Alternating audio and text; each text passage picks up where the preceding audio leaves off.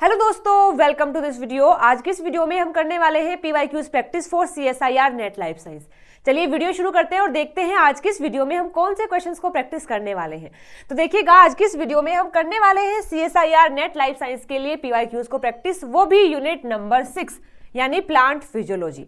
तो जो पेपर हमारा दिसंबर 2018 में हुआ था उसको हम डिस्कस करने वाले हैं। इससे पहले के जितने भी पेपर हैं यानी 2019, 20, 21, 22 वो सारे पेपर हम लास्ट की वीडियोस में डिस्कस कर चुके हैं और आज हम देखने वाले हैं दिसंबर 2018 के पेपर को। तो इस पेपर को अगर एक बार एनालाइज किया जाए तो इस पेपर के अंदर यूनिट 6 से पार्ट बी में 4 क्वेश्चन आए हुए हैं और पार्ट सी में आए हैं 6 क्वेश्चन। ये 4 क्वेश्चन लास्ट की वीडियो में हमने कर लिए हैं। आज हम करने वाले हैं इन 6 क्वेश्चंस के बारे में। ठीक है, चलिए बढ़ते हैं अपने पहले क्वेश्चन पर, जो कि है following statement were made respect to symbiotic association of rhizobia with legume.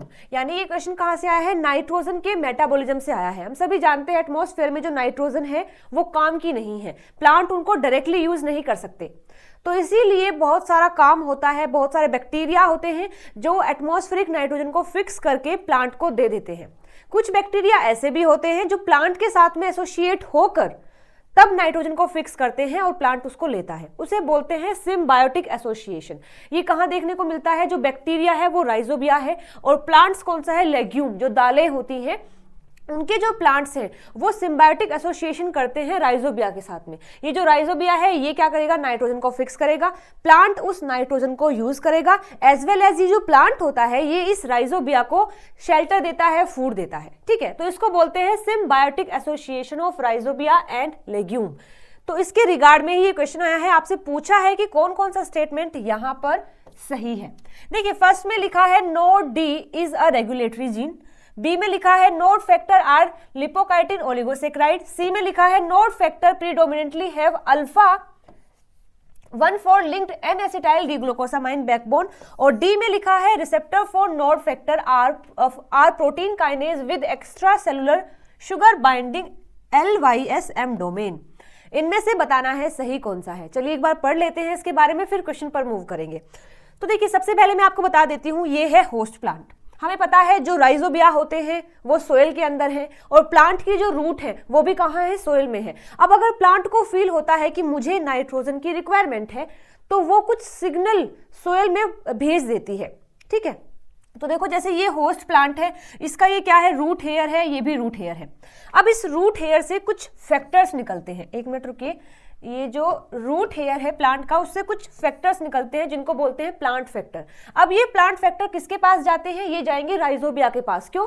क्योंकि ये फैक्टर राइजोबिया के लिए ही निकले हैं, उन्हें ये बताने के लिए कि प्लांट अब तुम्हारे साथ में सिम्बायोटिक एसोसिएशन करना चाहता है। तो ये प्लांट फैक्टर करते क्या है? देखो, ये राइजोबिया है यानी कि वो बैक्टीरिया है जो सिम्बायोटिक एसोसिएशन करेगा। तो उसके पास ये एक नोड डी जीन होता है। अब ये जो प्लांट फैक्टर है ये जाएगा नोड डी फैक्टर के पास यानी नोड डी जीन के पास जाएगा। अब ये नोड डी जीन जो है एक्टिव हो जाता है इस फैक्टर के कारण। एक्टिव होने के बाद ये जीन बनाता है एक प्रोटीन जिसको नोड डी प्रोटीन कहेंगे, और फिर ये जो प्रोटीन होता है ये इस जीन को एक्टिव कर देता है। ये क्या करेगा? इस जीन को एक्टिव कर देगा, और फिर जब ये जीन एक्टिव होता है ये ट्रांसक्रिप्शन करेगा, ट्रांसलेशन करेगा और फिर बना देगा नोड ए, नोड बी और नोड सी। ठीक है, अब ये node A, node B, node C क्या करते हैं? ये बनाते हैं आपस में मिलकर एक नोड फैक्टर। अब ये नोड फैक्टर जाएगा प्लांट के पास, उसे बताने की ठीक है मुझे तुम्हारा सिग्नल मिल गया है, अब हम आ रहे हैं सिम्बायोटिक एसोसिएशन करने। ठीक है, तो ये काम होता है नोड फैक्टर का। अब देखिए यहां पर जो हमारा फर्स्ट स्टेटमेंट है कह रहा है कि नोड डी जो है वो एक रेगुलेटरी जीन है। बिल्कुल सही बात है। क्यों सही है? देखो, ये जो नोड डी है ये ही तो कर रहा है रेगुलेशन, यानी कब नोड फैक्टर बनेगा और कब नहीं बनेगा किस पर डिपेंड करता है? नोड डी पर। अगर नोड डी एक्टिव है तो ये node A, node B, node C बनाएगा जिससे कि नोड फैक्टर बनेगा। अगर नोड डी एक्टिव नहीं है तो ये node A, node B, node C नहीं बनेगा। और ये नोड डी कब एक्टिव होता है? जब प्लांट फैक्टर आते हैं। कब नहीं होता है? जब प्लांट फैक्टर नहीं होंगे। तो ये बात बिल्कुल सही है कि हमारे पास ये जो नोड डी होता है ये एक रेगुलेटरी जीन है। रेगुलेटरी का मतलब होता है जब रिक्वायरमेंट है ओपन हो जाएगा, ऑन हो जाएगा, जब रिक्वायरमेंट नहीं है तो क्लोज हो जाएगा, ऑफ हो जाएगा। तो ये स्टेटमेंट बिल्कुल सही है। तो हमारा ए स्टेटमेंट यहां पर सही है। तो थर्ड वाले को हम कट कर सकते हैं क्योंकि इसमें ए नहीं है। अच्छा, बी में लिखा है ये जो नोड फैक्टर होता है आर लिपोकाइटिन ओलिगोसेक्राइड, ये बात कितनी सही है चलिए देखते हैं। यहां पर मैंने लिखा है कि ये जो नोड फैक्टर बनता है किससे, node A, node B, node C के कॉम्बिनेशन से बनता है नोड फैक्टर।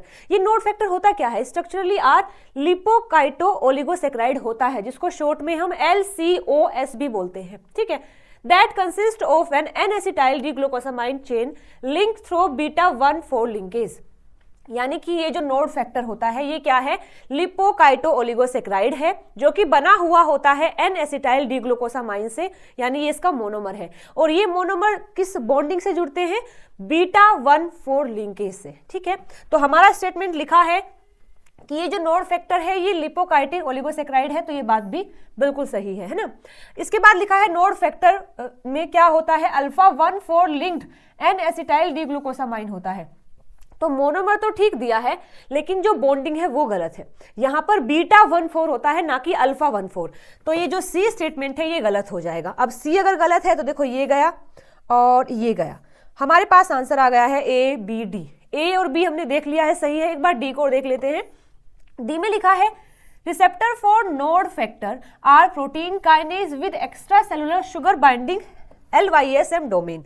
देखो अब ये नोड फैक्टर बना था, अब ये नोड फैक्टर बनने के बाद कहाँ आता है, इस प्लांट में रहने के लिए आता है, और जहां ये आएगा जिससे ये बाइंड होगा वो होता है एक रिसेप्टर, जिसको क्या बोलते हैं, रिसेप्टर फॉर नोड फैक्टर कहाँ पर होता है, प्लांट के अंदर होता है, जिसके पास protein kinase lysine M domain होता है। तो ये क्या है, ये लाइसिन M डोमेन है, तो ये स्टेटमेंट भी बिल्कुल सही है, ऐसा ही होता है। तो इसके लिए सही आंसर हो जाएगा द फोर्थ वन। ओके, चलिए बढ़ते हैं अपने अगले क्वेश्चन पर। A quadratic check of gene combination and disease reaction type in a host pathogen system where the gene for gene concept operate is presented below। यहां पर आपको ये डायग्राम दिया हुआ है, ये बातें बताई हुई हैं, ये कुछ ऑप्शन दिए हैं और आपसे पूछा है कौन कौन सा ऑप्शन यहाँ पर सही है। तो बेसिकली क्वेश्चन आया कहाँ से है, ये आया है प्लांट और जो पैथोजन होता है उनके कॉम्बिनेशन से, ठीक है। प्लांट है यानी कि होस्ट है और पैथोजन है जो कि उन पर अटैक करते हैं, वहां से ये क्वेश्चन आया है। आपको बताना है कि कौन सा स्टेटमेंट यहाँ पर सही है। तो देखो इसको समझाने के लिए मैं पहले आपको थोड़ा सा बता देती हूँ। एक्चुअली ये जो कॉन्सेप्ट है ये कहाँ से है, जीन फॉर जीन हाइपोथेसिस से है। इसमें क्या होता है कि जो पैथोजन है जो अटैक करने वाला है प्लांट पर, जिसको हमने होस्ट कहा है, प्लांट क्या है, यहाँ पर होस्ट है और पैथोजन जो उस पर अटैक करता है। अगर पैथोजन और होस्ट दोनों कंपेटिबल होते हैं यानी कि एक दूसरे के लिए सुटेबल होते हैं तो वहां पर डिजीज हो जाती है, यानी वो ससेप्टेबल हो जाता है। अगर पैथोजन और होस्ट इनकम्पेटिबल हैं यानी एक दूसरे के लिए कंफर्टेबल नहीं है तो वहां पर डिजीज नहीं होगी, वहां रेजिस्टेंस होगा। अब हमें जानना है कि कब वे कंपेटिबल होते हैं और कब इनकम्पेटिबल होते हैं। तो देखिए यहां पर प्लांट के पास ना एक जीन होता है जिसको बोलते हैं रेजिस्टेंस जीन। ये जीन जो है प्लांट की हेल्प करता है कि कोई पैथोजन अगर आ जाए तो उसके अटैक से, जो पैथोजन अटैक करेगा आकर, उससे बचा सके, या फिर अगर अटैक हो चुका है तो भी उसको डिफेंस में हेल्प कर सके। तो उस जीन को कहा है जो प्लांट के पास होता है रेजिस्टेंस जीन। तो अगर वो जीन अपने डोमिनेंट फॉर्म में है तो कैपिटल R से हम रिप्रेजेंट करेंगे, और अगर वो अपनी डोमिनेंट फॉर्म में होता है तो यानी वो रेजिस्टेंट है, यानी कि वो लड़ सकता है अगर कोई अटैक करता है, तो वो रिकॉग्नाइज है। रिकॉग्नाइज का मतलब होता है कि पैथोजन आएगा उसको वो देख सकता है कि पैथोजन अभी आया है, ठीक है। अगर ये जीन अपने रिसेसिव फॉर्म में है तो उसको हम स्मॉल r से रिप्रेजेंट करेंगे। रिसेसिव फॉर्म होता है यहां पर ये ससेप्टेबल है, यानी रिकॉग्नाइज ही नहीं कर पाता। मान के चलो एक प्लांट है, प्लांट के पास स्मॉल r जीन है तो ये देख ही नहीं पाएगा कि पैथोजन आ रहा है या नहीं आ रहा है, या फिर कोई अगर मेरे अंदर एंट्री कर रहा है वो मेरे लिए अच्छा है या बेकार है, वो रिकॉग्नाइज ही नहीं कर पाएगा, ठीक है। ऐसे ही ये जो पैथोजन होता है इसके पास भी एक जीन है जो इस पैथोजन की हेल्प करता है किसी भी प्लांट पर अटैक करने के लिए, उसको कहा है वायरुलेंस जीन। अब अगर ये जीन अपनी डोमिनेंट फॉर्म में है यानी इसको हम कैपिटल A से रिप्रेजेंट करेंगे, अगर वो अपनी डोमिनेंट फॉर्म में है और यहां पर होता है ये ए वायरुलेंट, यानी कि रिकॉग्नाइजेबल हो जाता है, यानी पैथोजन के पास अगर ये जो जीन है अपनी कैपिटल फॉर्म में है, अपनी डोमिनेंट फॉर्म में है, तो कोई भी होस्ट उसको रिकॉग्नाइज कर लेगा कि ये पैथोजन है, मेरे अंदर एंट्री करने वाला है, ठीक है। अब अगर ये जीन अपनी रिसेसिव फॉर्म में है तो हम उसको कैपिटल स्मॉल ए से रिप्रेजेंट करेंगे और ये वायरुलेंट होता है। यानी कि इस पैथोजन के पास अगर ये जीन अपनी रिसेसिव फॉर्म में होता है तो ये नॉट रिकॉग्नाइजेबल होता है, यानी कि इसको कोई भी अब रिकॉग्नाइज नहीं कर पाएगा, कोई भी प्लांट नहीं देख पाएगा कि ये पैथोजन है या फिर ये मेरे लिए हार्मफुल है, ठीक है। अगर ये बातें समझ आई है तो चलिए हम बात करते हैं। अब ये है प्लांट जीन जो कि कैपिटल आर है और स्मॉल आर है, ये है पैथोजन का जीन जो कि कैपिटल ए और स्मॉल ए है, ठीक है। अब देखो, मान के चलो प्लांट के पास कैपिटल आर जीन है और पैथोजन के पास कैपिटल ए जीन है। हमें पता है कि अगर कैपिटल आर होता है प्लांट के अंदर तो प्लांट के पास एबिलिटी है टू रिकॉग्नाइज, और अगर पैथोजन का जीन कैपिटल ए है तो ये पैथोजन क्या है, रिकॉग्नाइजेबल है। तो यानी प्लांट भी रिकॉग्नाइज कर रहा है और ये भी क्या है, रिकॉग्नाइज हो रहा है, तो यहां पर डिजीज नहीं होगी, ठीक है। यानी अगर कंडीशन ए और आर वाली है तो डिजीज नहीं होगी। क्यों नहीं होगी? क्योंकि प्लांट ने भी देख लिया है कि ये पैथोजन है और पैथोजन दिख भी गया है कि ये पैथोजन है, तो यहां पर डिजीज नहीं होती है। यानी यहां पर क्या है, इनकम्पेटिबल है। यहां पर कंडीशन कैसी है, इनकम्पेटिबल है, ठीक है। चलिए बात करते हैं आगे कि अगर पैथोजन के पास क्या है, कैपिटल ए है, यानी रिकॉग्नाइज हो रहा है, लेकिन प्लांट के पास क्या है, स्मॉल आर है, यानी कि प्लांट रिकॉग्नाइज नहीं कर पा रहा है। पैथोजन चाहे कितना भी बड़ा हो, कितना भी रिकॉग्नाइज हो रहा हो, लेकिन प्लांट के पास तो एबिलिटी नहीं है ना कि वो देख सके कि जो मेरे पास आ रहा है, जो मेरे अंदर आ रहा है, वो अच्छा है या बेकार है, बुरा है या क्या है, ठीक है। तो यहां पर अगर कंडीशन ये है, कैपिटल ए वाली है और स्मॉल आर वाली है, तो यहां पर डिजीज होगी, क्योंकि प्लांट देख ही नहीं पाया कि ये पैथोजन है या फिर मतलब ये अच्छा नहीं है मेरे लिए, तो वो अंदर एंट्री कर जाता है और यहां पर डिजीज हो जाती है। यानी कि ये कंडीशन कैसी है, कॉम्पिटिबल है, ठीक है। चलिए आगे देखते हैं इस कंडीशन में। अब प्लांट जीन तो है कैपिटल आर, यानी ये रिकॉग्नाइज कर रहा है, लेकिन पैथोजन क्या है, नॉट रिकॉग्नाइजेबल। अब प्लांट खड़ा है, वेट कर रहा है कि पैथोजन आएगा, मैं देख सकता हूं क्योंकि मैं रिकॉग्नाइज कर सकता हूं, लेकिन पैथोजन तो रिकॉग्नाइज नहीं हो रहा है। तो यहां पर अगर कंडीशन आर कैपिटल स्मॉल ए और कैपिटल आर की है तो भी यहां पर डिजीज होगा, क्योंकि पैथोजन को कोई रिकॉग्नाइज ही नहीं कर पाया, प्लांट जो है पैथोजन को रिकॉग्नाइज नहीं कर पाया, तो यहां पर डिजीज हो जाती है। यानी कि ये भी कैसी कंडीशन है, कॉम्पिटिबल है। अब देखते हैं लास्ट कंडीशन। जो प्लांट है वो है स्मॉल आर, मतलब प्लांट के पास क्या है, स्मॉल आर है, यानी वो रिकॉग्नाइज नहीं कर पा रहा है, और जो पैथोजन है वो भी क्या है, स्मॉल ए है, यानी वो भी रिकॉग्नाइज नहीं हो रहा है।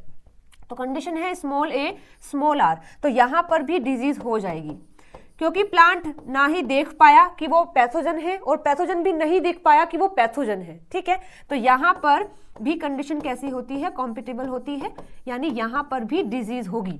तो ये चार कंडीशन है, A R capital A capital R, capital A small A capital R, small A small R. तो केवल इस कंडीशन में क्या है, डिजीज नहीं होती है, बाकी सभी कंडीशन में डिजीज होगी और ये क्या होंगे, कॉम्पिटिबल होंगे। अगर ये बात समझ आई है, चलिए अपने क्वेश्चन पर मूव करते हैं।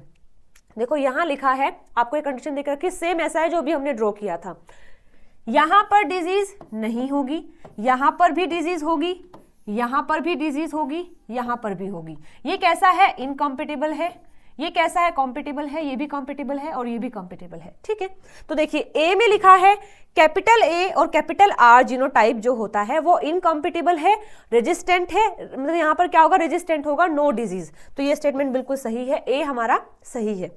बी में लिखा है कैपिटल ए और स्मॉल आर जीनोटाइप जो है कॉम्पिटिबल है, वहां पर डिजीज होगी यानी ससेप्टेबल है। सी में लिखा है small A small R genotype जो होता है वो भी कॉम्पिटिबल है, यहां पर भी ससेप्टिबिलिटी होती है यानी डिजीज होगी, तो ये भी सही है, ये भी सही है। डी में लिखा है कि स्मॉल ए कैपिटल आर जो होता है वो इनकॉम्पिटिबल होगा, वहां पर रेजिस्टेंट होगा, तो ये बात गलत है, क्योंकि ए को छोड़कर सभी क्या है, डिजीज कॉज करते हैं, सभी क्या है, ससेप्टेबल है। लेकिन इसमें उल्टा लिखा है तो डी हमारा गलत हो जाएगा। तो डी अगर गलत है तो ये गया, ये गया, ये गया। हमारा जो सेकेंड स्टेटमेंट है will be the right answer for this question. Okay, I hope आपको ये एक्सप्लेनेशन समझ आई होगी। अगर अभी भी कोई डाउट है इसमें तो आप कमेंट करके मुझसे पूछ सकते हैं। चलिए बढ़ते हैं अपने अगले क्वेश्चन पर।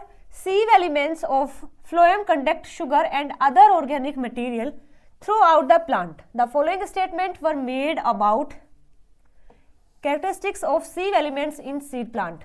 यहाँ पर आपको किसके बारे में दिया है, फ्लोएम के बारे में कुछ पूछा है और 4 स्टेटमेंट देके रखी है, पूछा है कौन कौन सा यहाँ पर सही है। देखो फर्स्ट में क्या लिखा है कि जो एंजियोस्पर्म होते हैं उनके पास सीव प्लेट होती है और उस सीव प्लेट में भी सीव पोर होते हैं। तो ये बात कितनी सही है, चलिए बात करते हैं, यहाँ पर देखते हैं। देखो सीव सेल जो होता है मतलब कि हमारे पास होते हैं, एल्गी है, मतलब प्लांट को अगर कैटेगराइज करें तो एल्गी होती है, फिर ब्रायोफाइट्स होते हैं, फिर टेरिडोफाइट्स होते हैं, फिर जिम्नोस्पर्म होते हैं, फिर एंजियोस्पर्म होते हैं। तो ये जो जिम्नोस्पर्म होते हैं उनमें मिलता है सीव सेल, लेकिन ये जो एंजियोस्पर्म होते हैं उनमें मिलता है सीव ट्यूब। ठीक है, यानी सीव सेल कहाँ मिलेगा, जिम्नोस्पर्म में। सीव सेल का काम क्या होता है, जो शुगर मॉलिक्यूल्स हैं या फिर जो फूड है उसको ट्रांसपोर्ट करना। तो जिम्नोस्पर्म में फूड कैसे ट्रांसपोर्ट होता है, with the help of sieve cell. लेकिन अगर एंजियोस्पर्म की बात करते हैं तो एंजियोस्पर्म के अंदर जो फ्लोएम होता है मतलब फूड को कैसे ट्रांसपोर्ट करता है, with the help of sieve tube. ठीक है, तो सीव सेल कुछ ऐसा होता है, सीव ट्यूब कुछ ऐसा होता है। सीव सेल में क्या है, बस केवल सेल है ये एक, और इसमें कुछ ये पोर हैं जिनको कहा है सीव पोर। बाकी यहाँ पर दूसरा सेल होता है, फिर तीसरा सेल होता है, इस तरीके से। लेकिन सीव ट्यूब थोड़ा अलग है सीव सेल से। क्यों, ये एक ट्यूब लाइक स्ट्रक्चर होती है, कंप्लीट पूरा एक ट्यूब होता है ऐसे, जिसमें बीच बीच में ये प्लेट होती हैं जिनको बोला जाता है सीव प्लेट। लिखा होगा, हाँ यहाँ पर देखो, ये क्या है, ये जो आप देख रहे हैं ये है सीव प्लेट। और इन सीव प्लेट के अंदर देखो इस तरीके से होता है, देखो ये सीव प्लेट है, इसमें ये क्या होते हैं, सीव प्लेट में सीव पोर होते हैं, जिसकी हेल्प से देखो फूड अगर यहाँ आया है, फूड अगर यहाँ है तो वो इन पोर की हेल्प से फिर नीचे जाएगा, ऊपर जाना है तो ऊपर भी ऐसे जाएगा। ठीक है, तो यहाँ पर क्या होता है, सीव ट्यूब में सीव प्लेट होती है, सीव प्लेट में भी क्या होते हैं, सीव पोर होते हैं। चलिए देखते हैं इससे हमारा कितना क्वेश्चन सोल्व होता है। फर्स्ट में लिखा है एंजियोस्पर्म कंटेन सीव प्लेट पोर। एग्जैक्टली, एंजियोस्पर्म में क्या होता है, सीव प्लेट भी होती है और सीव प्लेट में सीव पोर भी होते हैं। तो ए स्टेटमेंट बिल्कुल सही है। बी में लिखा है there are no sieve plate in gymnosperm. Exactly, अभी हम पढ़ के आए केवल वहां पर क्या होता है, सीव सेल होते हैं। तो जिम्नोस्पर्म के अंदर सीव प्लेट नहीं होती, बिल्कुल सही बात है। सी में लिखा है P protein is present in all eudicots and many monocots. आप जानते ही होंगे कि जो एंजियोस्पर्म होते हैं उनको फर्दर 2 कैटेगरी में डिवाइड किया है, डाइकोट में और मोनोकोट में। यहां बात आई है पी प्रोटीन की। पी प्रोटीन क्या होता है, देखो पी प्रोटीन होता है फ्लोएम प्रोटीन। पी प्रोटीन का मतलब है फ्लोएम प्रोटीन। इसका काम क्या है, ये प्रोटीन हेल्प करता है कि अगर इस सीव ट्यूब में कोई भी गड़बड़ हो जाती है, कोई इंजरी हो जाता है, कोई डैमेज हो जाता है, तो ये जो पी प्रोटीन होता है ये हेल्प करता है उसको हील करने में, उस इंजरी को ठीक करने में। ये पी प्रोटीन का काम है। और ये होता कहाँ है, ये पी प्रोटीन मिलता है एंजियोस्पर्म के अंदर। अगर ये एंजियोस्पर्म के अंदर मिलता है तो ऑब्वियसली बात है ये डाइकोट के अंदर भी मिलता है और मोनोकोट के अंदर भी मिलता है। लेकिन ये पी प्रोटीन जिम्नोस्पर्म में नहीं मिलते हैं, केवल एंजियोस्पर्म में ही मिलते हैं। तो अगर ये बात है तो यहाँ लिखा है कि पी प्रोटीन कहाँ प्रेजेंट है, डाइकोट में भी है और मोनोकोट में भी है। तो ये स्टेटमेंट भी सही है। देखो डी में लिखा है there is no P protein in angiosperm. कितना गलत सा स्टेटमेंट देके रखा है। ऊपर कहा है डाइकोट में भी होता है, मोनोकोट में भी, लेकिन एंजियोस्पर्म में नहीं होता। तो एंजियोस्पर्म में तो होते हैं डाइकोट मोनोकोट, तो ये स्टेटमेंट बिल्कुल गलत हो जाएगा। एंजियोस्पर्म में होता है पी प्रोटीन। तो डी स्टेटमेंट अगर गलत है तो देखो ये भी गलत है, ये भी गलत है, ये भी गलत है। अल्टीमेट हमारा जो थर्ड ऑप्शन है will be the right answer for this question. Okay, चलिए बढ़ते हैं अपने अगले क्वेश्चन पर। लिखा है द प्लांट हार्मोन ऑक्सिन और cytokinin and their interactions play an important role in regulating apical dominance. जो फाइटो हार्मोन है ऑक्सिन और साइटोकाइनिन, उसके रिगार्ड में ये क्वेश्चन दिया हुआ है और आपको ये फिगर दिया है। इस फिगर में कहा है, मतलब ये एक्सपेरिमेंट किया गया था जिसमें देखा गया है कि जो एक्सिलरी बर्ड्स होती हैं, आउटग्रोथ और डोरमेंसी Q, Z और M represent gene involve in the phyto hormone pathway. देखो बेसिकली इस क्वेश्चन में पूछा ये है, बताया आपको ये है कि यहाँ पर जो फाइटो हार्मोन होता है ऑक्सिन और साइटोकाइनिन, उन दोनों के इंटरेक्शन से कुछ होता है प्लांट के अंदर। क्या होता है, एपिकल डोमिनेंस होता है। अब फिर आपको कहा है कि हमने एक एक्सपेरिमेंट हेल्प किया है जिसके अंदर हमने देखा है, हमें जो मिला है वो ये है। यहाँ पर आपको 3 जीन दिए हुए हैं इसी के रिगार्ड में, ठीक है।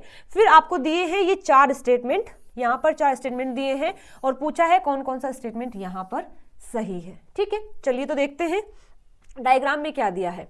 तो सबसे पहले आपको मैं बता देती हूँ कि ऑक्सिन की बात है यहाँ पर और साइटोकाइनिन की है। तो ऑक्सिन का काम क्या होता है, ऑक्सिन बनता कहाँ पर है, टिप पर बनता है। मान के चलो देखो ये प्लांट है और ये प्लांट का टिप वाला पोर्शन है, तो ऑक्सिन यहाँ बनता है, टिप पर बनता है और फिर नीचे की साइड मूव करता है ताकि वो हर जगह जा सके। या फिर अगर हमने यहाँ कोई बर्ड निकाला है, एक्सिलरी बर्ड है ये, ठीक है, जो साइड में निकलती है बर्ड, उसे क्या बोलते हैं, एक्सिलरी बर्ड बोलते हैं। तो एक्सिलरी बर्ड के भी टिप पर कौन बनेगा, ऑक्सिन बनेगा और फिर वो नीचे की साइड मतलब मूव करता है। तो ये बात हुई ऑक्सिन की कि ऑक्सिन क्या करता है, फॉर्म होता है टिप पर, स्टेम की टिप पर, या फिर और मूव करता है डाउनवर्ड, या फिर कहाँ फॉर्म होता है, एपेक्स यानी टिप वाला पोर्शन किसका, एक्सिलरी बर्ड का। ठीक है, साइटोकाइन के बारे में बताऊं तो साइटोकाइनिन भी एक फाइटो हार्मोन है जो प्रमोट करता है ग्रोथ ऑफ एक्सिलरी बर्ड। ये जो एक्सिलरी बर्ड बनती है उनके लिए कौन रिस्पॉन्सिबल है, उनके लिए साइटोकाइनिन। यानी साइटोकाइनिन अगर होता है प्लांट के अंदर तो वो एक्सिलरी बर्ड की फॉर्मेशन करता है। ये दो बातें अगर क्लियर है तो चलिए मूव करते हैं अपने इस क्वेश्चन पर। क्वेश्चन में दिया हुआ है ये, और ये कुछ स्टेटमेंट दी हैं, आपसे पूछा है कौन सा सही है कौन सा गलत है। तो चलिए देखते हैं। देखो फर्स्ट में आपको दिया है कि ये एक इंटैक्ट प्लांट है। इंटैक्ट का मतलब है उसको हमने कट नहीं किया है, एग्जैक्टली जैसा प्लांट है ऐसा ही है।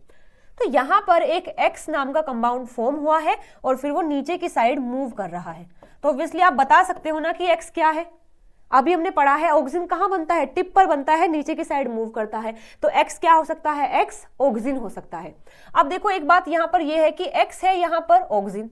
अब इस एक्स की फॉर्मेशन से, एक्स के बनने से ये जो क्यू है ये ऑन है, ये जो जेड है ये भी ऑन है, ये जो एम है ये क्या है, ऑफ है। अब देखो यहां पर एक्स नहीं है तो एक्स नहीं है यहां पर, तो ये क्यू क्या है, ऑफ है। तो हम क्या बोल सकते हैं, हम बोल सकते हैं कि ये एक्स जो होता है ये एक्स एक्टिव कर रहा है क्यू को और जेड को, लेकिन ये इनएक्टिव कर रहा है एम को, और ये यहां फॉर्म हुआ है, नीचे की साइड मूव किया है। तो चलिए अगर ये बात समझ आई है तो अपना फर्स्ट स्टेटमेंट हम रीड कर लेते हैं। ए में लिखा है कि जो एक्स है वो ऑक्सिन है, जो क्या करता है, मेंटेन करता है एक्सप्रेशन ऑफ क्यू और जेड, लेकिन वो रिप्रेस कर रहा है एम को। तो ये बात तो बिल्कुल सही है ना कि जो एक्स है वो ऑक्सिन भी है और वो मेंटेन कर रहा है क्यू को और जेड को, लेकिन रिप्रेस कर रहा है एम को। तो हमारा जो ए स्टेटमेंट है वो तो बिल्कुल सही है। देखो बी में लिखा है कि जो वाई है वो साइटोकाइनिन है जो प्रमोट करता है एक्सिलरी बर्ड ग्रोथ को और इज इंड्यूस बाय एम। चलिए यहां पर देखते हैं। अब ये जो सेकंड डायग्राम दिया है इसी का ही है अगला पार्ट, लेकिन इसमें चेंज क्या किया है कि जो ऊपर वाला पार्ट है उसको कट कर दिया है, जिसे बोलते हैं डीकैपिटेशन। यानी जो टिप वाला पोर्शन होता है उसको हटा देते हैं तो बोला जाता है डीकैपिटेशन कर दिया है। तो इस प्लांट का डीकैपिटेशन जब किया है तो उसके अंदर ये हुआ है, क्या हुआ है कि यहां पर देखो एक्स तो फॉर्म नहीं हुआ ना, क्योंकि हमें पता है ऑक्सिन कहाँ फॉर्म होता है, टिप पर फॉर्म होता है। लेकिन अगर हमने टिप को ही कट कर दिया है तो यहाँ ऑक्सिन नहीं होगा। और हमने पढ़ा था कि जब ऑक्सिन होता है तो वो एम को रिप्रेस कर देता है, रोक देता है। लेकिन यहाँ एक्स अगर नहीं है तो एम क्या होना चाहिए, ऑन होना चाहिए। बिल्कुल ऐसा ही है। हमने पढ़ा था कि जो एक्स होता है वो जेड को ऑन करता है, लेकिन यहाँ एक्स नहीं है तो यहाँ पर जेड क्या है, ऑफ है। ठीक है, तो अगर यहाँ एम ऑन है तो एम के ऑन होने से बना है वाई, और ये वाई ने क्या किया है, यहाँ पर चला गया है इस एक्सिलरी बर्ड के अंदर। ठीक है, तो हम बोल सकते हैं ना कि वाई ने क्या किया है, एक्सिलरी बर्ड का ग्रोथ किया है, और वो किससे फॉर्म हुआ है, एम से फॉर्म हुआ है। यहाँ लिखा भी ये है कि वाई क्या है, साइटोकाइनिन है जो प्रमोट करता है एक्सिलरी बर्ड की ग्रोथ को, और किससे फॉर्म हुआ है, वो एम से फॉर्म हुआ है। तो ये स्टेटमेंट भी बिल्कुल सही है। देखो सी में लिखा है decapitation, removal of apex, activate X. यानी डीकैपिटेशन करने से एक्स एक्टिवेट होता है, नहीं तो हमने भी देखा है यहाँ एक्स फॉर्म ही नहीं हुआ है। आफ्टर डीकैपिटेशन एक्स फॉर्म नहीं हुआ है, लेकिन यहाँ लिखा है कि एक्स फॉर्म होता है। तो ये सी स्टेटमेंट तो बिल्कुल गलत हो जाएगा। अब देखिए डी में लिखा है जो एक्स है वो साइटोकाइनिन है जो रिप्रेस करता है एम को। ये तो बिल्कुल भी गलत है, क्योंकि हमने पढ़ा है ना कि एक्स क्या है, एक्स तो ऑक्सिन है ना कि साइटोकाइनिन। तो ये स्टेटमेंट भी गलत हो जाएगा। अब देखो इसके बाद ये हुआ है, ये होने से क्या मतलब है कि जो वाई है, जैसे ही वाई यहाँ पर गया है तो उसने एपिकल बर्ड जो है उसका ग्रोथ करा दिया है। अब एपिकल बर्ड का ग्रोथ हो गया है, उसके टिप से क्या फॉर्म होगा, फिर से एक्स फॉर्म होगा और वो एक्स नीचे की साइड आएगा। अब एक्स के फॉर्मेशन होने से जो क्यू है वो भी ऑन होगा, जेड भी ऑन होगा, लेकिन एम क्या है, ऑफ हो जाएगा। तो हम बिल्कुल बता सकते हैं कि एक्स क्या है, ऑक्सिन है, और वाई क्या है, साइटोकाइनिन है। तो देखो यहाँ पर ए सही है, बी सही है, सी गलत है और डी भी गलत है। तो हमारा क्वेश्चन कहाँ है, ये रहा। इसमें हमारा ए सही है, बी सही है, तो ए और बी किस में दिया है, थर्ड ऑप्शन में दिया है, तो इसके लिए थर्ड ऑप्शन क्या हो जाएगा, सही आंसर हो जाएगा। ठीक है, चलिए बढ़ते हैं अपने अगले क्वेश्चन पर। यस, नेक्स्ट क्वेश्चन दिया है, Following observation were recorded while studying physiological parameter of sorghum and wheat under similar conditions। तो यहाँ पर सोरगम के बारे में दिया है और व्हीट के बारे में दिया है। कुछ स्टेटमेंट्स आपको दी हैं, 5 दे रखी हैं और पूछा है कौन कौन सा यहाँ पर सही है। चलिए एक को पढ़ लेते हैं। Sorghum rubisco exhibit relatively higher affinity for CO2 compared to that of wheat। Okay, so ये क्वेश्चन कहाँ से आया है, फोटोसिंथेसिस से आया है, यानी C3 और C4 प्लांट के रिगार्ड में क्वेश्चन आया है और फर्स्ट स्टेटमेंट में पूछा है रुबिस्को के बारे में। तो देखो सबसे पहले मैं आपको बता देती हूँ कि जो सोरगम है ये C4 प्लांट है और ये जो व्हीट है ये C3 प्लांट है। अगर आपने फोटोसिंथेसिस पढ़ा है तो आपको पक्का पता होगा कि C4 प्लांट क्या होते हैं और C3 प्लांट क्या होते हैं। C3 प्लांट जिनमें C3 साइकिल रन होती है for the fixation of carbon, यानी फोटोसिंथेसिस के लिए, और C4 प्लांट में क्या होता है, C4 साइकिल रन होती है for the fixation of carbon या फिर फोटोसिंथेसिस। ठीक है, दोनों में ही किसका रोल होता है, C4 के अंदर भी और C3 के अंदर भी रुबिस्को का। रुबिस्को क्या करता है, कार्बन को कन्वर्ट करता है ग्लूकोज में। ठीक है, तो फर्स्ट में लिखा है कि सोरगम के अंदर जो रुबिस्को है, रुबिस्को वो एंजाइम है, वो सोरगम के अंदर तो अच्छे से काम करता है, CO2 की मतलब जो एफिनिटी है वो हाइयर है, लेकिन व्हीट में नहीं है। तो ये स्टेटमेंट बिल्कुल गलत है। रुबिस्को तो रुबिस्को है, चाहे वो C4 प्लांट में हो, चाहे C3 प्लांट में हो, चाहे C2 प्लांट में हो, चाहे कैम प्लांट में हो, कहीं पर भी हो, रुबिस्को का काम होता है CO2 को पकड़कर उसको ग्लूकोज में कन्वर्ट कर देना। ठीक है, लेकिन यहाँ पर पार्शियलिटी दिया हुआ है कि जो रुबिस्को होता है वो सोरगम में अच्छे से काम करता है, ना कि C3 में, तो ये स्टेटमेंट तो बिल्कुल गलत हो जाएगी। तो ए स्टेटमेंट क्या है, हमारा गलत है। तो देखो ए इसमें भी दिया हुआ है तो ये भी गलत हो जाएगा, ए इसमें भी दिया है तो ये भी गलत हो जाएगा, ये भी गलत हो जाएगा, यानी एक ऑप्शन से ही हम अपने सही आंसर पर तो आ गए हैं। ठीक है, लेकिन फिर भी हम पढ़ लेते हैं इनमें क्या लिखा है। तो फर्स्ट स्टेटमेंट तो गलत हो गया। बी में लिखा है light saturation of net photosynthetic flux is relatively lower for sorghum compare to that of wheat, यानी जो लाइट का सैचुरेशन है वो C4 प्लांट के लिए तो क्या होता है, कम होता है, लेकिन C3 के लिए ज्यादा होता है। देखो ये स्टेटमेंट कितने हद तक सही है मैं आपको बता देती हूँ। यहां पर लिखा है कि ये जो C3 प्लांट होता है इसका सैचुरेशन पॉइंट कितना होता है, 50 to 60% होता है for sunlight, which is higher than the C4 plant which has 20% saturation. ठीक है, यानी C4 का जो लाइट के लिए सैचुरेशन होना है वो केवल 20% होता है, जबकि अगर C3 की बात करते हैं तो उसके लिए 50 to 70% है। अच्छा, ऐसा क्यों है कि C3 के लिए ज़्यादा है और C4 के लिए कम है? ऐसा इसलिए क्योंकि C3 प्लांट के लिए जो ऑप्टिमम टेम्परेचर होता है फॉर फोटोसिंथेसिस वो 10 to 25 डिग्री सेल्सियस है, जबकि C3 प्लांट के लिए अगर C4 की बात करते हैं तो वो 30 to 45 डिग्री सेल्सियस है फॉर C4 प्लांट। यानी C4 के लिए हमें ज़्यादा टेम्परेचर की रिक्वायरमेंट है और C3 के लिए हमें कम टेम्परेचर की रिक्वायरमेंट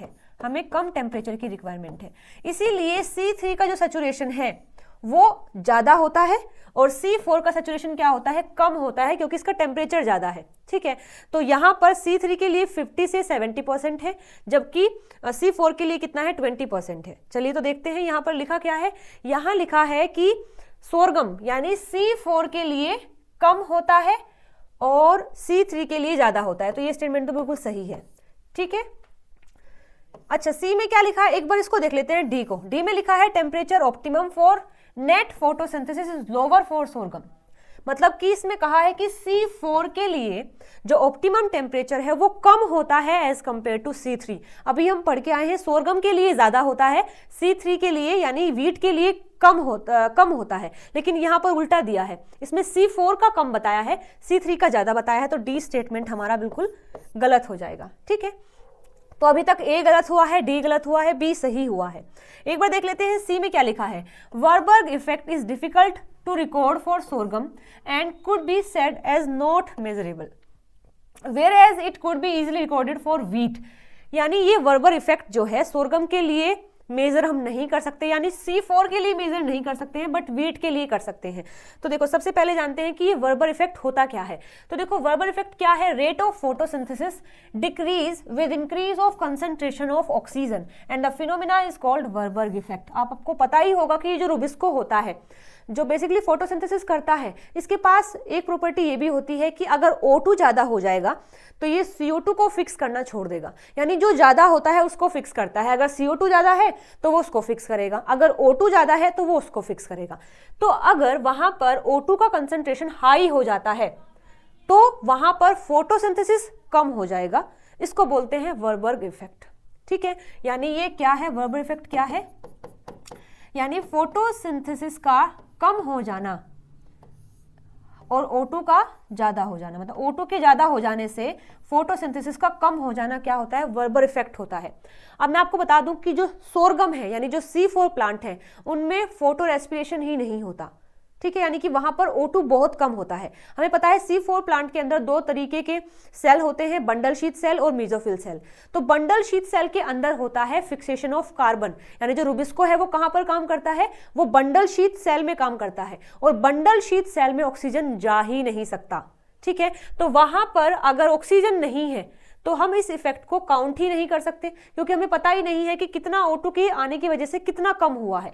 तो इसलिए कहा जाता है कि C4 प्लांट के अंदर वर्बर इफेक्ट को हम काउंट नहीं कर सकते, क्योंकि वहां पर फोटो रेस्पिरेशन नहीं होता, जबकि C3 प्लांट के अंदर फोटो रेस्पिरेशन होता है, इस वजह से वहां हम वर्बर इफेक्ट को काउंट कर सकते हैं। तो यहां पर भी ऐसा ही लिखा है, बिल्कुल सही बात है कि सोरगम के लिए हम वर्बर इफेक्ट को काउंट नहीं कर सकते। तो सी स्टेटमेंट बिल्कुल सही है।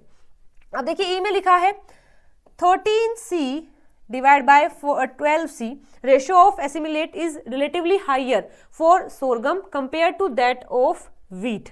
ठीक है, देखो इसमें क्या लिखा है कि हमारे पास ये रेशो दिया हुआ है, यानी 13 कार्बन 12 कार्बन, ये क्या है, कार्बन का आइसोटोप है। मैंने कुछ लिखा है इस बारे में, यस हाँ। तो देखो ये जो मतलब 13C है 12C है, ये क्या है, आइसोटोप ऑफ द कार्बन है। तो ये जो 12C होता है, यानी जो C अगर 12 है तो उसको ज्यादा लिया जाता है प्लांट के अंदर for the photosynthesis as compare to 13 carbon. यानी अगर हमारे इन्वायरमेंट के अंदर 13 ज्यादा है और 12 कम है, तो ऐसा नहीं कि जो ज्यादा है उसको ले लिया जाएगा, 12 को ही लिया जाता है, यानी सबसे पहले किसको लिया जाएगा, 12th वाले को। लेकिन ये जो एबिलिटी होती है डिस्क्रिमिनेट करने की कि कौन सा कार्बन 13 है कौन सा कार्बन 12 है, ये एबिलिटी होती है रुबिस्को के पास। ठीक है, तो देखो यहां अगर मैं बात करती हूँ C3 प्लांट की, तो C3 प्लांट में ये क्या है, CO2 है, ये सीधा कहां जाता है, इसके पास जाएगा, और यहां होता है रुबिस्को जो इसको लेता है। तो देखो अगर यहां पर CO2 का कंसंट्रेशन 13 का ज्यादा है तो यहां पर अंदर ज्यादा नहीं जाएगा, लेकिन अगर 12 ज्यादा है तो वो अंदर चला जाता है, क्योंकि रुबिस्को के पास जाता है डायरेक्टली। CO2 कहाँ जाता है, रुबिस्को के पास जाता है, लेकिन रुबिस्को क्या कर लेता है, डिस्क्रिमिनेट कर देता है, तो जो उसको रिक्वायरमेंट है वो लेता है, जिसको नहीं है उसको नहीं लेने देगा। ठीक है, यहीं पर अगर C4 प्लांट की बात करते हैं तो मैंने आपको अभी बताया था कि दो टाइप के सेल होते हैं, मेसोफिल सेल और बंडल शीथ सेल। तो यहाँ पर ये जो एनवायरमेंट का CO2 होता है उसे कौन लेता है, उसे पहले मेसोफिल सेल लेते हैं, और मेसोफिल सेल में रुबिस्को नहीं होता, यहाँ पर पेप्केज होता है। पेप्केज एंजाइम जो है CO2 को रिसीव करता है, लेकिन इस पेप्केज के पास एबिलिटी नहीं है ये देख पाना कि C4 है, मतलब जो कार्बन है वो 14 है या फिर कार्बन 13 है। तो जितना भी यहाँ CO2 है, आइदर वो 13 हो या फिर 12 हो, वो सारा ही अंदर आ जाता है, क्योंकि यहाँ उसको कोई डिस्क्रिमिनेट करने वाला नहीं है। अब इसके बाद फिर जाता है रुबिस्को में, तो जो इन्वायरमेंट से लेता है वो कौन है, पेप्केज, और यहाँ पर कौन लेता है, यहाँ पर लेता है रुबिस्को। ठीक है, तो जितना कंसंट्रेशन CO2 का एनवायरमेंट के अंदर होगा इतना ही होगा C4 के अंदर, लेकिन C3 में जितना एनवायरमेंट में है इतना अंदर नहीं होता, क्योंकि यहाँ डिस्क्रिमिनेशन होता है। तो रेशो जो है हायर कहाँ मिलेगी, हमें C4 में मिलेगी, ना कि C3 के अंदर। ठीक है, और यहाँ पर लिखा क्या है, यहाँ पर लिखा है कि ये जो रेशियो होता है ये हाइयर कहाँ पर है, सोरगम में। एग्जैक्टली C4 में ये हाई होगा एज कंपेयर टू व्हीट। तो ये स्टेटमेंट भी बिल्कुल सही हो जाएगा। तो हमारा A गलत है, D गलत है, B C E सही है, B C E सही है। तो second option will be the right answer for this question. Okay, अभी भी अगर कोई डाउट है, कोई चीज मैं नहीं समझा पाई हूं, तो आप कमेंट करके मुझसे पूछ सकते हैं, मैं आपको बता दूंगी। ठीक है, चलिए बढ़ते हैं अपने अगले क्वेश्चन पर। हाँ, तो ये क्वेश्चन आया है, following are certain statement regarding the respiratory metabolism in plant, यानी क्वेश्चन आया है रेस्पिरेशन से। क्वेश्चन में लिखा है, ए ऑप्शन देख लेते हैं एक बार, रेस्पिरेटरी क्वेश्चन। अच्छा, तो ये क्वेश्चन कहां से है, रेस्पिरेटरी क्वेश्चन से है, और आपको 4 स्टेटमेंट देके रखी है, B, C एंड D। आपसे पूछा है कौन कौन सा स्टेटमेंट यहां पर सही है। ठीक है, देखिए ए में लिखा है कि जो रेस्पिरेटरी क्वेशंट होता है during partial breakdown of carbohydrates यानी कि alcoholic fermentation will be infinity. सबसे पहले हम जानेंगे व्हाट इज रेस्पिरेटरी क्वेशंट। ठीक है, चलिए तो देखते हैं। The actual ratio of the volume of carbon dioxide eliminated to the volume और oxygen consume during the act of cellular respiration is called respiratory quotient. यानी रेस्पिरेटरी क्वेशंट क्या होता है कि कितना CO2 वहां से बाहर निकला है और कितना O2 को लिया गया है। आप सभी जानते होंगे रेस्पिरेशन क्या होता है। रेस्पिरेशन होता है CO2 को बाहर निकालना और O2 को अंदर लेना, है ना। तो कितना CO2 बाहर निकला है और कितना O2 अंदर लिया गया है फॉर द रेस्पिरेशन, इसको बोलते हैं रेस्पिरेटरी क्वेशंट। ठीक है, अब ये जो रेस्पिरेटरी क्वेशंट होता है ये हर सबस्ट्रेट के लिए डिफरेंट होता है। यानी कि अगर कार्बोहाइड्रेट का रेस्पिरेशन हो रहा है तो वहां पर ये अलग वैल्यू होगा, क्योंकि CO2 निकलना और O2 को लेना वो डिफरेंट हो जाता है। फैट के लिए अलग होगा, ऑर्गेनिक एसिड के लिए अलग होगा, प्रोटीन के लिए अलग होगा। ठीक है, तो देखो यहाँ पर कार्बोहाइड्रेट के लिए ये होता है 1 क्यों होता है? देखो आपने पढ़ा होगा रेस्पिरेशन का जो इक्वेशन होता है उसमें C6H12O6 होता है प्लस 6O2 लिया जाता है। ठीक है, और फिर हमें मिलता क्या है? हमें मिलता है 6CO2 प्लस 6H2O, साथ में हमें एनर्जी मिलती है। तो देखिए आप यहाँ पर हमने O2 कितना कंज्यूम किया है? 6। CO2 कितना बाहर निकला है? 6। तो ऊपर भी 6 और नीचे भी 6, तो ये कट कर हो जाएगा 1। तो RQ जो है कार्बोहाइड्रेट्स के लिए 1 होता है। ठीक है, यहीं पर अगर फैट्स की बात करते हैं और प्रोटीन की बात करते हैं तो ये लेस देन 1 होता है। लेस देन 1 का मतलब क्या है कि जो नीचे वाला वैल्यू है वो बड़ा होगा, तभी तो हमें छोटी वैल्यू मिली है ना। तो यानी O2 यहाँ पर ज्यादा लिया जाता है, किसके केस में? फैट के और प्रोटीन के। यानी फैट को और प्रोटीन को अगर ऑक्सीडाइज करना है, उनका अगर रेस्पिरेशन करना है तो हमें ज्यादा O2 लेनी पड़ती है। ठीक है, और यहीं पर अगर बात करते हैं ऑर्गेनिक एसिड की, तो ऑर्गेनिक एसिड के लिए मोर देन 1 होता है। अगर वैल्यू ज्यादा आ रही है तो मतलब नीचे वाली वैल्यू क्या है? कम है। तो यानी ऑर्गेनिक एसिड के लिए हमें क्या करना पड़ता है? O2 को कम लेना पड़ता है ताकि उसको रेस्पिरेशन किया जा सके। ठीक है, तो ऑर्गेनिक एसिड के लिए ये क्या होता है? मोर देन 1 होता है। अगर ये फैक्ट समझ आए हैं तो चलिए हम मूव करते हैं। हाँ ठीक है, एक और बता देती हूं मैं। RQ जो है ऊपर है CO2, नीचे है O2। अब अगर कोई ऐसा रेस्पिरेशन है जिसमें O2 लिया ही नहीं, जैसे कि फर्मेंटेशन, जैसे कि एनारोबिक रेस्पिरेशन, उनमें क्या होता है? O2 की जरूरत ही नहीं होती है। आप सभी जानते होंगे ना, एनारोबिक यानी कि ऑक्सीजन का एब्सेंस। तो देखो यहाँ पर CO2 तो होगा, कुछ तो CO2 निकलेगा ही ऑब्वियसली, तो नीचे क्या हो जाएगा? 0, क्योंकि O2 हमने लिया ही नहीं। और जिसके नीचे 0 आता है उसका वैल्यू क्या हो जाता है? इन्फिनिटी हो जाता है। ठीक है, तो देखो क्वेश्चन हमारा क्या लिखा है। फर्स्ट स्टेटमेंट दिया है कि जो RQ होता है पार्शियल ब्रेकडाउन ऑफ कार्बोहाइड्रेट्स यानी अल्कोहलिक फर्मेंटेशन के दौरान वो इन्फिनिटी होगा। बिल्कुल सही बात है, अभी हम पढ़ के आए हैं। तो ए स्टेटमेंट हमारा सही हो जाएगा। अब अगर ए सही है तो ये सेकंड वाला गलत है, क्योंकि इसमें ए नहीं दिया है।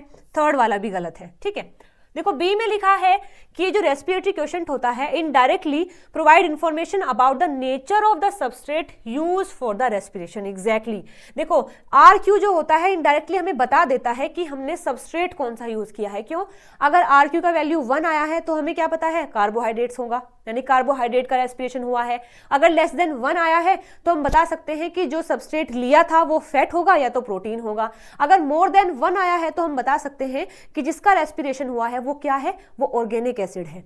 तो ये जो RQ होता है वो हमें बता देता है हमारे सबस्ट्रेट का नेचर क्या है, और साथ साथ वो हमें ये भी बताता है कि रेट क्या है, relative rate for completing the respiratory process, यानी कि वो एरोबिक है या फिर एनारोबिक है।